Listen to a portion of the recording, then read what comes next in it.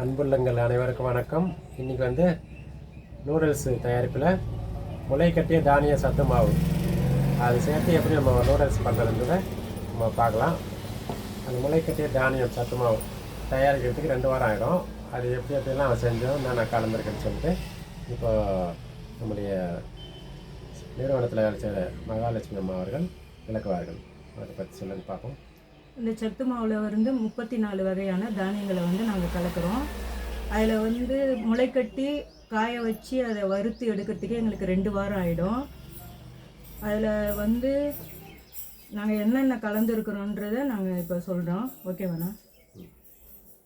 கோதுமை, சம்பா கோதுமை, கேழ்வரகு, கம்பு, சோளம், மக்காச்சோளம், பச்சை பயிறு, பச்சை பட்டாணி, கருப்பு மூக்கடலை,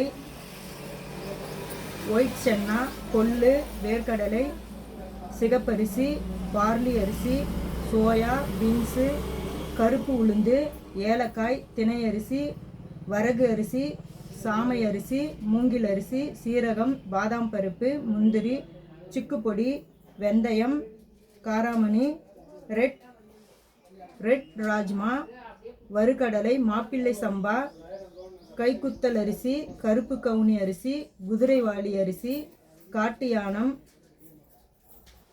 இந்த 34 வகையான பருப்பு வகைகளும் தானியங்களையும் நாங்கள் வந்து அதை முளை கட்டி காய வச்சு அரைச்சி பவுட்ரு பண்ணி சத்து மாவாக தயாரிச்சிருக்கோம். அதில் வந்து இப்போ நாங்கள் நூடுல்ஸ் தயாரிக்க போகிறோம். அதை பற்றி பார்க்கலாம். இந்த முளைக்கட்டி தானிய சத்து மாவு பேக்கிங்கில் இருக்குது. இது பிரித்து எடுத்து சத்து மாவு நம்ம தயாரிக்கலாம். சத்து மாவு நூடுல்ஸ் பண்ணுறது சத்து மாவு கூடையில் போட்டாச்சு. அடுத்து வந்து தண்ணீர் ஊற்றி மிக்ஸ் பண்ணலாம். சத்து மாவு நூடுல்ஸ் ரெடி ஆகிக்குது.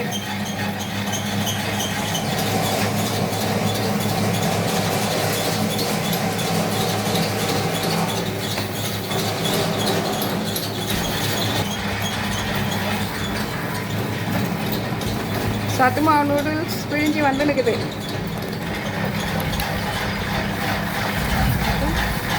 நூடுல்ஸ் தயாராகிடுச்சு. வேணுன்றப்ப வாட்ஸ்அப் பண்ணி வாங்கிக்கலாம். இது போன்ற பதிவுகளை பார்ப்பதற்கு எங்கள் சேனலை சப்ஸ்கிரைப் செய்து பெல் ஐக்கானை கிளிக் செய்யுங்கள். நன்றி, வணக்கம்.